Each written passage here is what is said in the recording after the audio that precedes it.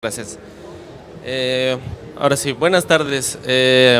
Mi nombre es Jaime Lobato y ahora toca la conferencia de tecnologías cognitivas. Esta es una investigación que he estado desarrollando en el instituto como parte de un proyecto del Instituto de Investigaciones Estéticas de la UNAM. Y también el Instituto en Investigaciones en Matemáticas Aplicadas y en Sistemas, el IMAS, ¿no? Bueno, vamos a quitar aquí. Entonces, bueno, me voy a presentar primero y un poco para platicarles un poco el contexto en el que ha surgido esta investigación y nos vamos arrancando. Bueno, yo soy Jaime Lobato, Jaime Alonso Lobato Cardoso. Yo desde pequeño estudié piano y composición, soy músico de formación y por alguna razón con el paso del tiempo me pasé a la programación y al trabajo con medios electrónicos. Estudié en la Escuela Nacional de Música y Composición y bueno, un poco la conferencia tiene que ver sobre perspectivas y posibilidades de sentir la tridimensionalidad del espacio a través de los oídos. Entonces, cuando entré a la Nacional de Música utilizaba este aparato que se llama diapasón, que da una frecuencia que es del 440 Hz. Entonces, con eso los músicos pueden afinar sus instrumentos o afinarse ellos para cantar. Y un día me lo estaba poniendo por el cuerpo, alrededor del cuerpo, y me lo puse aquí en la nariz. Y me di cuenta de cómo si lo movía en parte de mi nariz, el sonido como detrás de mi cabeza se empezaba a mover del lugar. Y me empezó a interesar mucho ese fenómeno que descubrí, ¿no? sobre poder localizar cualquier fuente sonora en el espacio, ¿no? Además de su timbre y otras características. Entonces empecé a estudiar acerca de eso, me empecé a involucrar acerca del sonido y su relación con el espacio. Pues algunos de los compositores, de las personas que me influenciaron mucho, por ejemplo, fueron un compositor y artista que se llama John Cage, que trabajaba mucho con pues, cosas conceptuales y performance, y se ponía a hackear también el piano poniéndole algunas cosas para que sonara diferente el timbre. Y después también fui a estudiar con un compositor alemán que se llamaba Karl-Heinz Stockhausen, porque fue uno de los pioneros en este trabajo primero con la música electrónica y la programación también, y la espacialización y el sonido surround, ¿no? Que es como lo que se trabaja mucho con el 5.1 y los home theaters, ¿no? Poder hacer la ilusión de que fuentes sonoras se están moviendo en el espacio, ¿no? A pesar de que no esté pasando ahí. Bueno, también tengo un colectivo de arte sonoro que se llama Radiador, que bueno, utilizamos muchas herramientas de programación, arte interactivo, arte generativo, arte digital, y bueno, pues hay algunas referencias que pueden ver sobre lo que las cosas que voy a presentar ahorita, las tecnologías con las que se trabajan este colectivo. Bueno, pues pueden ver algunos ejemplos más ahí en la página. También hace algunos años que fundé un seminario de investigación en música, matemáticas y computación. Y bueno, ahí están algunos contactos. También muchas de las referencias de las que vamos a hablar, pues las he trabajado con este seminario, que está compuesto por biólogos, físicos, matemáticos y bueno, músicos, compositores, intérpretes, ¿no? Y bueno, en realidad la plática, la conferencia se va a tratar sobre un tema que es una cualidad perceptiva que tenemos los seres humanos, que se llama ecolocación, y tiene que ver como una técnica para poder sentir la tridimensionalidad del espacio y a través de eso, ¿no? Y algunos de los temas que se van a tocar es pues la sensorial, con la corporización de la cognición, la Musical Information Retrieval, ¿no? Ecología de la percepción, sensores, interactividad, sistemas sensibles, sensorialidad, espacio y sonido, la Gestalt y la visión computarizada. Todo, todo gira en torno a la cognición y bueno, a este proceso de colocación. Entonces, bueno, les quisiera enseñar algunos ejemplos, pues como para empezar a trabajar con esto del espacio y el sonido, pues le pedí a los músicos que se pusieran alrededor del público y empezaran a tocar, como para poder hacer algunos, algunas cosas un poco más relacionadas con el espacio. Y después de eso, pues con algunos problemas que tuve para poder sincronizar a los músicos y eso, pues más bien decidí pasarme a trabajar con las bocinas y con la programación y con los algoritmos para poder hacer sistemas de sonido envolvente. Y pues empecé a trabajar con lenguajes de programación como Processing, que es un dialecto de Java, o Supercollider, que funciona para procesar señales complejas y hacer algoritmos de composición y todo esto. Entonces, alguna vez conocí la obra de un compositor que se llamaba Erik Satie, que fue a su clase de composición y los maestros de composición le decían que su obra pues no tenía ninguna forma, no era ni una sonata, ni un preludio, ni nada. Entonces él regresó al día siguiente con una partitura donde la partitura tenía forma de pera. Y eso me inspiró mucho como para empezar a trabajar en instalaciones interactivas en relación con el sonido, en donde el público podía más bien navegar dentro de una composición. Entonces empecé a trabajar con mapas, con sistemas de visión computarizada y sistemas interactivos, en los cuales el público podía entrar a un espacio vacío y navegar dentro de él, pues haciendo que la composición cambiara, ¿no? Pues si estaban en un espacio sonaba un ritmo diferente que si se movían, o si se movían más rápido, o si se movían más lento. Y bueno, les voy a mostrar aquí uno de los ejemplos de este trabajo con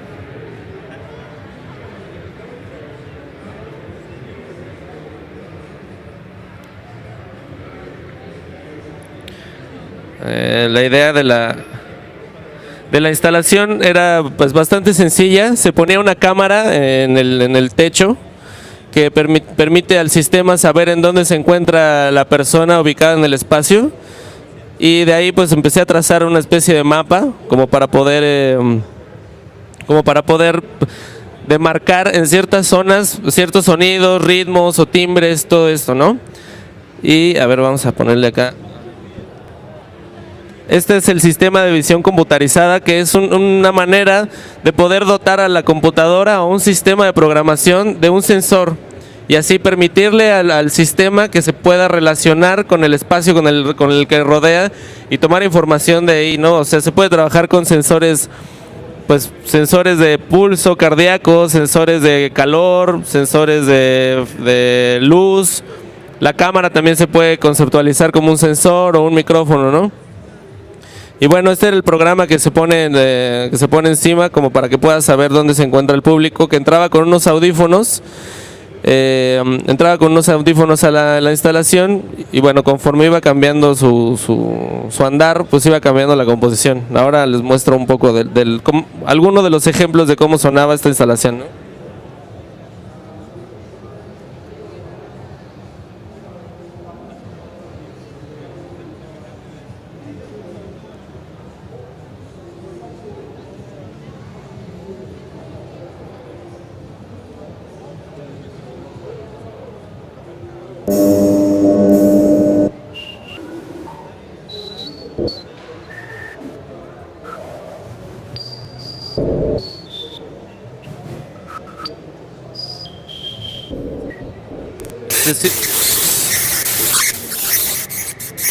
¿Me podrían bajar estas luces? Bajarlas, estas, cortarlas, así, esas de allá, por favor, gracias, ¿no? Entonces, bueno.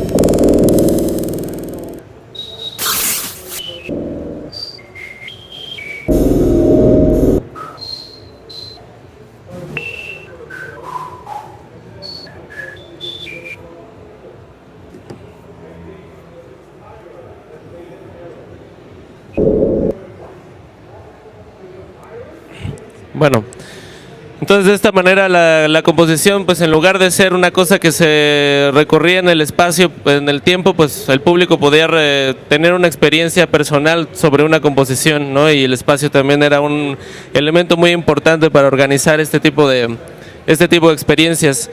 Y pues bueno, fue avanzando un poco este proceso también, y con el tiempo también empecé a trabajar como con la idea de divisiones de uso horario, como para hacer piezas que un programa, una partitura que pudiera tener jet lag. Entonces pues el sistema sabe en dónde está ubicado digamos en el mundo por medio del reloj, y eso le marca otro mapa con el cual puede estar recordando sus relaciones con el espacio y con el tiempo, ¿no? También pues después de esto solamente funcionaba en 2 dimensiones con una cámara que estaba en el techo. Después añadí otra cámara antes de que llegara el Kinect y estas tecnologías de escaneo 3D, de tal manera que yo podía hacer una composición que estuviera como suspendida en el espacio, ¿no? Y era una composición, o sea, como un modelo tridimensional con el cual también el público podía escuchar diferente si estaba un poco más arriba o abajo, o ocupar el espacio, ¿no? De tal manera que se pudieran tener, por ejemplo, composiciones un poco más complejas,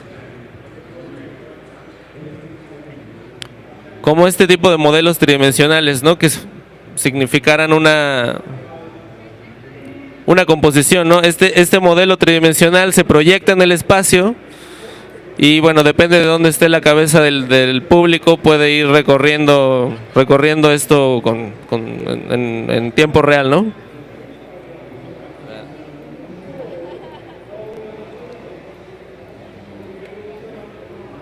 También pues empecé a trabajar más con esto de la idea de poder ponerle algún tipo de información a un sistema con el cual pudiera relacionarse con su espacio, que también ahora se conoce por la psicología experimental como la teorías ecológicas de la percepción, y tiene que ver cómo nosotros nos podemos relacionar con un espacio en el que vivimos, no nada más ver colores o no nada más escuchar sonidos, sino también a partir de esos sonidos cómo cambia nuestra percepción sobre las decisiones que tomamos y todo esto, ¿no?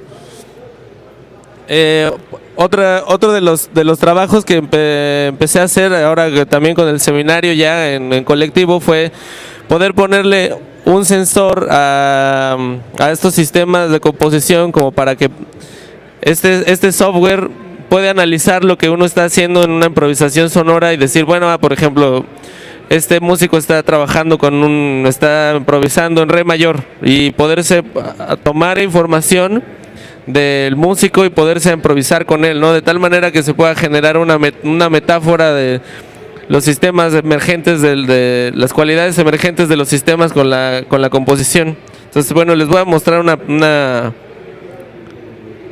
una pequeña aplicación que realizamos en torno a estos.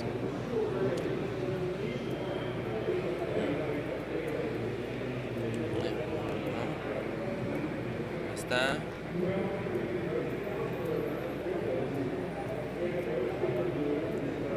Sí, entonces bueno, ahora ya el programa puede estar escuchando todo lo que está pasando a su alrededor con el sonido. Él analiza la frecuencia, analiza la amplitud, y todos esos datos los mete dentro de un sistema como para que pueda tener esta información, y a partir de eso tocar una melodía, ¿no? Entonces vamos a ver, por ejemplo, recuerda y toca, ¿no?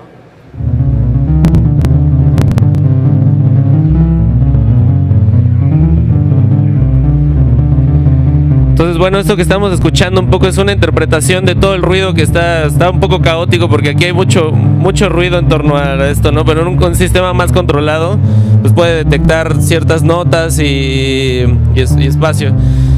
Entonces, bueno, también empezó a surgir en esta investigación pues un interés por saber también no solamente cómo podíamos ponerle cosas a la computadora como para que sintiera, sino también explicarme pues cómo sentían los seres humanos, ¿no? En torno a esto poder hacer algunos modelos computacionales que fueran un poco más complejos y todo esto, ¿no?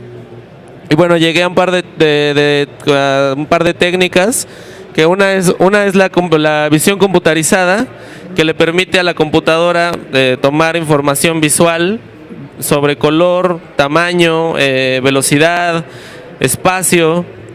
Y bueno, estos algoritmos que le permiten saber a la computadora todo eso son un poco complejos, porque la computadora, en relación con nuestro cerebro y en todo nuestro cuerpo, pues es una caricatura realmente de lo que nuestro cerebro puede hacer y de todas las cosas que nuestra inteligencia y nuestros procesos cognitivos nos permiten inferir del entorno que nos rodea. Por ejemplo, el espacio para la computadora es muy difícil de saberlo, incluso aún teniendo ya varios sistemas de Kinect y de sensores tridimensionales, porque no tiene la capacidad, no tiene ninguna referencia histórica o cultural, a menos de que nosotros dotemos a un programa de esto para que tenga una referencia de lo que está pasando. Igual con el sonido, un micrófono puede analizar señales complejas de manera muy particular o de manera muy exacta en ciertos contextos, pero a la computadora le cuesta mucho trabajo saber que algo está en do mayor, o que está tocando una guitarra, o está tocando un arpa. Eso solamente son cosas que todavía pertenecen al reino de la cognición humana y no se han podido replicar de manera eficaz en un programa, ¿no?, de computación. Todas estas aplicaciones se usan ahora mucho en la industria como para poder saber qué pieza estamos escuchando y poder dotar a un algoritmo de información también nuestra, ¿no? O sea, sistemas de la computadora de cualquier tipo, incluso en las redes, ahora también tienen una capacidad de saber lo que nosotros estamos haciendo de una manera mucho más semántica, no nada más de saber si estamos dándole clic a una página o si estamos navegando en algún sistema ya predeterminado, sino también saber cuál es nuestra relación con la máquina misma, ¿no?, en nuestras actividades, incluso actitudes.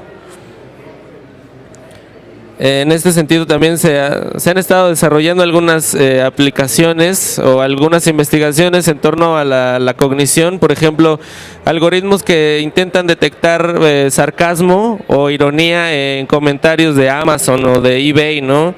Entonces eso ya es una cualidad que tenemos nosotros como seres humanos, de hacer inferencias muy, muy, muy pequeñas en realidad, pero que a la máquina le cuesta mucho trabajo, ¿no?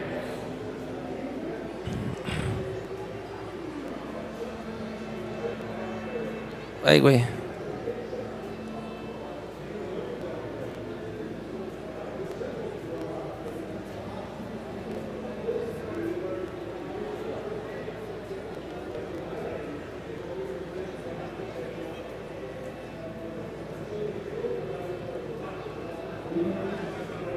Entonces, bueno, poco a poco ahí me fui metiendo a esta investigación hasta que llegué al tema de la ecolocación. La ecolocación es una de las capacidades que tenemos para sentir la tridimensionalidad del espacio, y un poco quisiera explicar la naturaleza del sonido como para generar ahí un lenguaje en común entre nosotros para poderles explicar.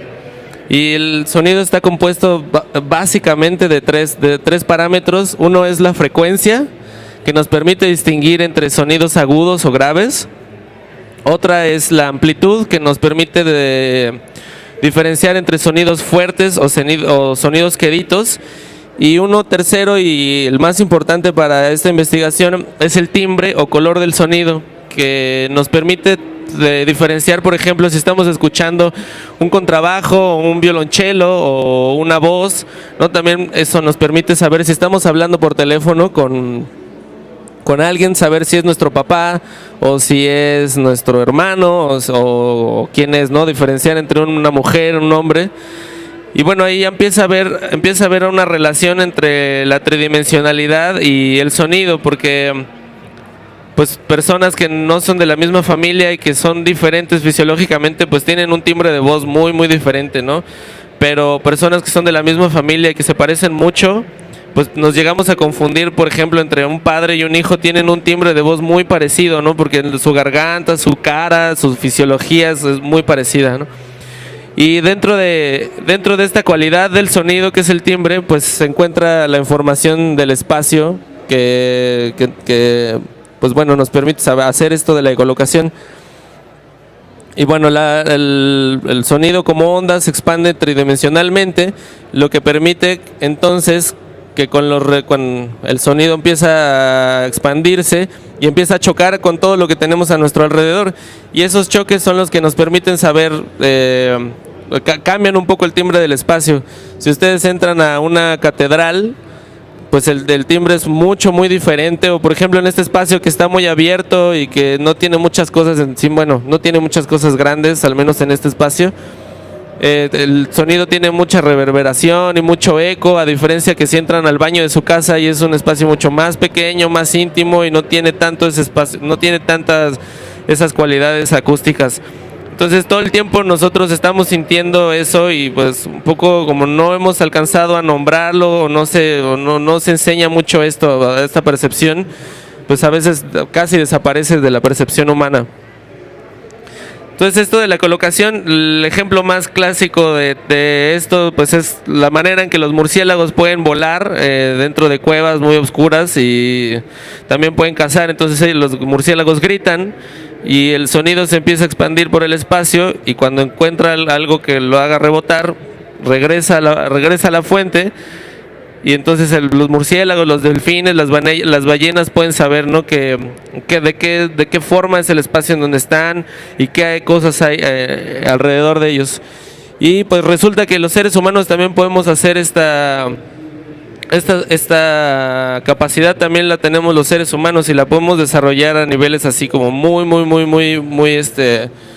sorprendentes. Sobre todo pues los ciegos de nacimiento, los ciegos pues son los que más desarrollan esta tecnología cognitiva, como yo le llamo, porque la necesitan para relacionarse con su espacio, para moverse y para pues para vivir, ¿no? Básicamente lo que hacen en general los ciegos es cuando golpean con su bastón, el sonido que viaja del bastón al oído son la fuente primaria. Y también surge otra reverberación, el sonido viaja y choca con las cosas y entonces ellos pueden escuchar ahí si tienen algo enfrente, si hay un agujero, ¿no? Y todo este tipo de cosas. Y bueno, esta cualidad sensorial que tenemos, pues en realidad ha sido muy poco explotada y pues un poco la idea de esta investigación es poder también encontrar ciertas aplicaciones, no solamente en el mundo del arte, sino en otros medios, como por ejemplo, bueno, traigo algunas imágenes. Bueno, una de las ejemplos, pues mucho más de las aplicaciones mucho más poderosas de esta cualidad es pues en el mundo de la medicina y en el mundo de la terapia. Les quiero mostrar un video de una de las personas que ha desarrollado un protocolo para enseñar esto de la colocación. Es un estadounidense que se llama Daniel Kish, que perdió la vista como a los 4 años de edad. Y por medio de hacer sonidos con clips palatales, que hace como este sonido, así, pues él puede encontrar el espacio de una manera muy increíble. Incluso pues anda en bici y bueno, ya lo verán. They call me the real life Batman. My claim to fame is that I click.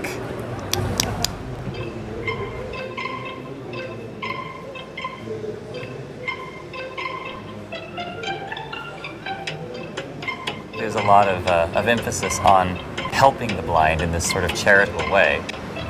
We don't really see it as a charitable thing. We see it as just supporting citizens of society to be effective citizens. Our emphasis is in how the blind can help the world. So blind people who are able to step up to the plate, choose how and what they want to achieve. They've developed themselves into something, and they've developed the world around them into something. And that is a process that is applicable to everyone.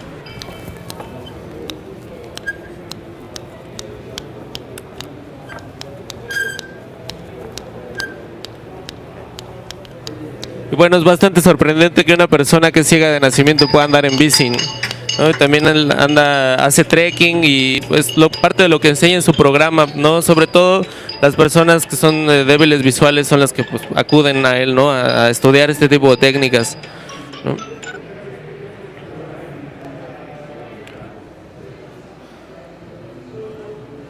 Ay, güey.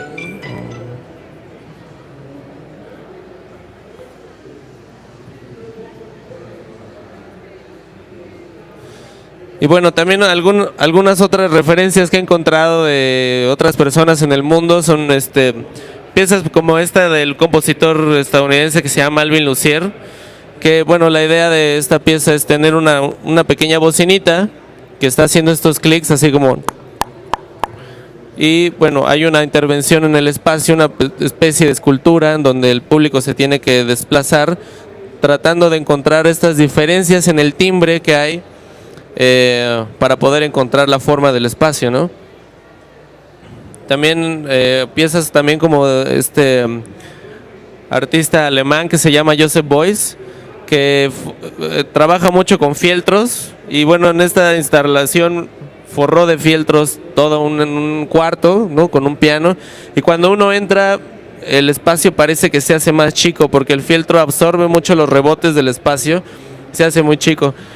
Otra de las herramientas tecnológicas que se han desarrollado en relación a esto del eco y de la reverberación son las cámaras anecoicas, que son cámaras en donde el techo son cubos que están flotando un poco en el espacio y el techo y las paredes, el piso se tragan por completo todas las refracciones sonoras. Y bueno, ahí se miden direccionalidad de bocinas, rangos de frecuencia, y es muy interesante también la respuesta cognitiva de las personas, por ejemplo, débiles visuales que han entrado a cámaras anecoicas, pues sienten que están como un espacio infinito porque es un espacio que no existe siempre en cualquier lugar el sonido está rebotando por todos lados y no existen estos espacios en la naturaleza. También otro es una escultura muy bonita, que es una serie de tubos que tienen esta forma en donde pasa el aire dentro de ellos y empiezan a sonar como un órgano, ¿no? Y depende también de cómo esté soplando el viento y de la época del año y cómo si está en la noche, en el día, para que cambie este sonido, ¿no? Y bueno, otra de las aplicaciones también en el diseño es que en la acústica, en la arquitectura, es algo también bastante interesante. Los arquitectos están pensando en diseño, los arquitectos están pensando en arquitectura, en construir espacios habitables, pero cuando construyen una sala de conciertos también están haciendo un ecualizador habitable, ¿no? Y entonces ponen ciertos materiales o ciertas estructuras para poder reforzar los bajos o bajarle a los medios o subirle a los agudos y así se pueda escuchar algo mejor. Un muy buen ejemplo es la sala Nezahualcóyotl de la UNAM, tiene el trabajo ahí acústico de arquitectura es bastante impresionante.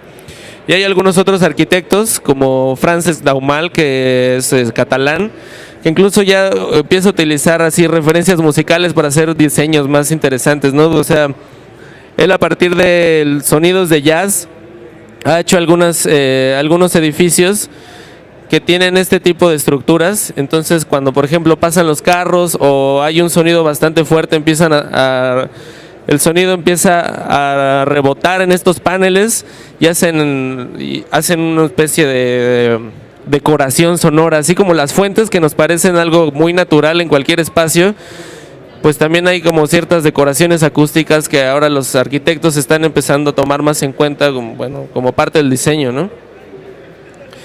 Y bueno, otra línea de investigación también bastante importante que se trabaja ahí en la UNAM es la arqueoacústica, y también es como una manera de estudiar los símbolos sonoros de las culturas mesoamericanas. Por ejemplo, se dieron cuenta que si uno aplaude enfrente de una pirámide, sobre todo dedicada a Quetzalcóatl, el eco que devuelven las escalinatas se parece al canto del Quetzal. Entonces, pues se repetía mucho esto en diferentes estructuras mesoamericanas, y pues empezaron a preguntarse por qué y qué significaban estos sonidos en la cultura diaria de las personas o la comunicación, ¿no? Otro ejemplo también muy interesante es Monte Albán, en el que se escucha perfectamente todo el espacio y todo lo que está sucediendo en el espacio, un poco a manera como en las prisiones. Hay esta idea de panóptica, de lugares en donde se puede ver todo alrededor de esto. Pues también en Mesoamérica se trataba de hacer esto, pero en el sonido.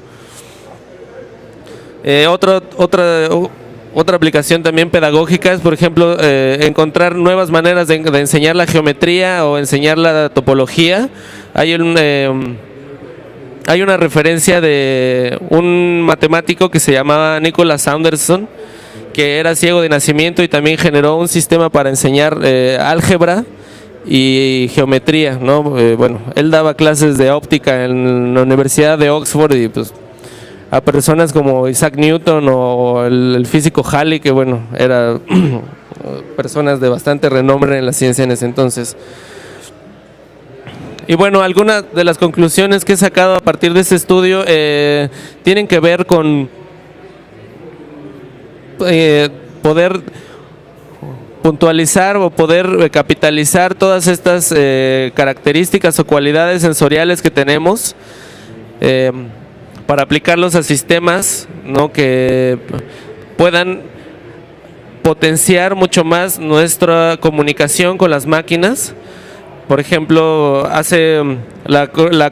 todos los estudios de cognición están muy relacionados con el desarrollo de inteligencia artificial, redes neuronales, pero pues pasa el tiempo y más que llegar a una inteligencia artificial, pues los programadores han logrado hacer más bien algo como una estupidez real, porque no han logrado que los sistemas puedan desarrollar esta relación con la naturaleza, o la relación con el contexto que les rodea, ¿no? Entonces, bueno, también ahora se ha intentado poner sensores a los sistemas como para que puedan ellos amoldarse al cambio de contexto y pues adquirir nuevas cualidades. Y bueno, estos son mis contactos. Muchas gracias por asistir. Si tienen alguna pregunta o duda, pues aquí estoy.